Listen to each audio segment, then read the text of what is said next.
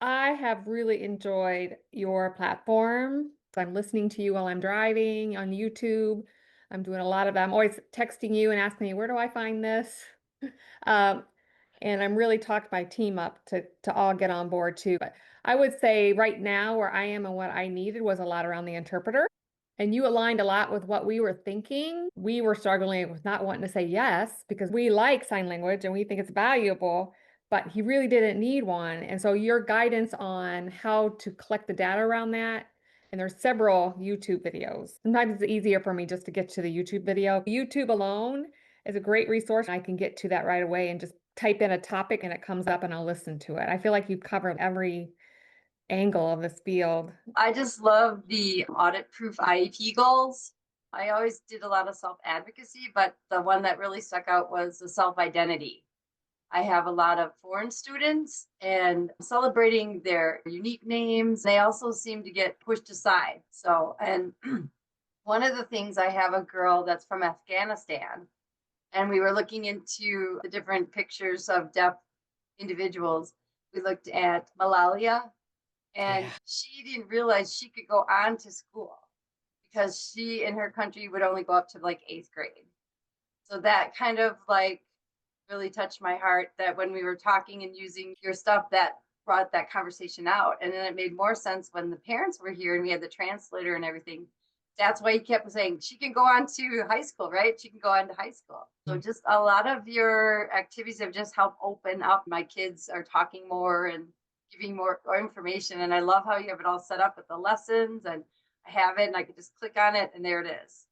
Another big thing is we have terrible internet and I can't use YouTube videos, but when I do it through your system, it works. When I can, I love being here on Tuesday nights. I work with three other people, but we're all kind of doing our own thing. So it's nice to know that on Tuesday nights, I have a group of people who speak the language, who I can ask anything and not feel embarrassed about that I might with colleagues, because you should already know that by now. It's also nice to know that there are a ton of resources to help. This is my second year. I still feel like I'm learning a ton. I feel like it's all finally coming together in the sense that I didn't know what I didn't know. And now I have a better idea of what I didn't know so that I can set myself up for success for the next year. Last year, I just kind of had to wing it. But now I think I'll be able to start off stronger and then end up stronger because I know how to set myself up from the beginning. So thank you. I love the online itinerant.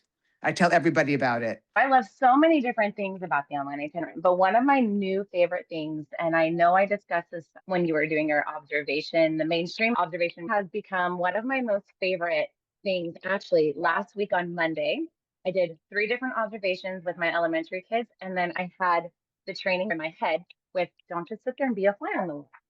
One, the kindergartners were playing a little game at their tables, and there was 4 of them, and I was just sitting there with them, and I was helping them with their little game that they were doing. It was really cool because I was able to help my student as well and see what he was understanding. I really enjoy that. And even when I do just sit there and drawing like where they sit, my middle schoolers, and I ask them, is this where you should sit? I saw one of my students today, and she was like, in my history class, we changed our seating. I was like, okay, so I grabbed the one from when I went into her history class. I said, where do you sit now? That's right in the air conditioner though. Is that a good spot? That's one of my favorite new things that I've really enjoyed. I love everything that you give us though. I have a lot of favorite tools, but my favorite tool this whole year has been the Shayla Boo book. I read the book, I print out the whole thing to have them color because I just have found that there's so many things in there that I use for multiple goals.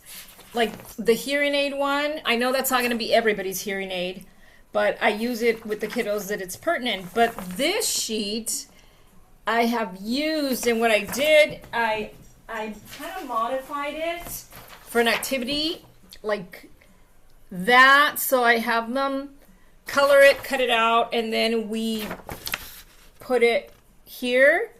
And I have to tell you that the kiddos, even the 5-year-olds, all my kiddos really know their terminology because the book is always there. I always bring it, and maybe while I'm getting ready for a listing check, I'll have them color. I've used the different things like plotting their audiograms that's on there and having the little ones circle the sounds, doing a lot of things. Just stays with them, and we'll sometimes reread it, but then they'll start telling me the story, going through the book.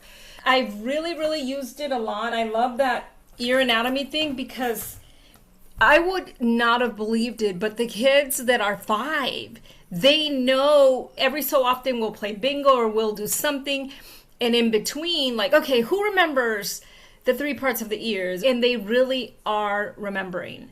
It's just been exciting. And even though right now that's just one of the tools that is just working a lot for me with a lot of their goals, I want to say that really my favorite tool above all of them has been just participating in these meetings, because it's built my confidence. I used to hear everybody else go, oh, I have to fight for this kiddo and I have to advocate. And I used to think, wow, I never have to do that. No one's ever going to try to take services. But I really do believe those challenges start coming at you. And they did start coming at me. The first time it happened, I was like, oh my gosh, I don't know this. And it's like, wait a minute. You're still the DHH expert there. And it really brought me to this other mindset. These people don't even know what they're talking about. I just needed that, almost that permission, that affirmation. And now I feel really comfortable. I know when it happened, I was like, oh my gosh, no, why now? I'm going through a difficult time as it is already. But it's those cases that become a little bit challenging that teach you more and make you more confident and more of a professional. Like when they were going to take away my kiddo's DHH services, and I was just ready to fight. Like, oh my gosh, how am I going to come across as not as a know-it-all, but professional? The first thing that I did was send out that letter of why I did not recommend it. And that was it. But I was still ready. Those cases have made me look deeper into things and become more knowledgeable.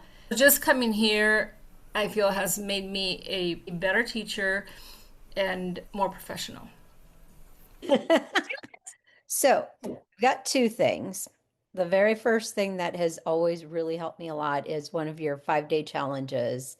And I've done it several times, but where you suggested putting into our calendar, adding documents in there. So no matter what piece of equipment I have, whether it's my phone, my computer, my iPad, I can go in there and I have my students' IP, I have their schedule, I have the bell schedule, I have everything in there, and I don't have to carry my notebook around with me.